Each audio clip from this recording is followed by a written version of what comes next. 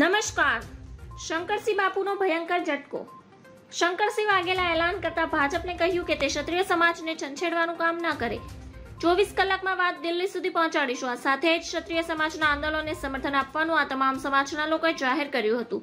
વૈષ્ણવ સંપ્રદાય પણ આ વિવાદમાં ક્ષત્રિય સમાજની પડખે ઉભો રહ્યો છે. પરસોત્તમ રૂપાલાના આ વિવાદિત નિવેદન મામલે જ્યારે રૂપાલાને રાજકોટ લોકસભા બેઠકના ઉમેદવાર પદેથી હટાવવાની માંગ થઈ રહી છે, ત્યારે આ મામલે પૂર્વ મુખ્યમંત્રી અને દિગ્ગજ ક્ષત્રિય નેતા શંકરસિંહ વાઘેલાએ પોતાનો અભિપ્રાય મૂક્યો હતો. ભાગલા પાડવાનું પહેલેથી જ ભાજપનું કામ રહ્યું છે, તે પછી હિન્દુ મુસ્લિમ હોય કે કડવા લેવા હોય. તેમણે કહ્યું કે અત્યારે ભાજપમાં જ કામ થઈ રહ્યું છે અને આ મામલાને ચગાવી રહ્યું છે. ભાજપ ધારે તો હાલ આ પ્રશ્ન પર પૂર્ણ વિરામ મૂકી શકે તેમ છે. તેમણે કહ્યું કે આ સમગ્ર મામલાને ભાજપ જાણી જોઈને મોટું રૂપ આપી રહ્યું છે. તેમણે કહ્યું કે આ મામલો ન તો કોંગ્રેસનો ભાજપનો છે, ન તો પટેલ ક્ષત્રિયોનો છે. આ મામલો ફક્ત ને ફક્ત ભાજપના અહમનો છે.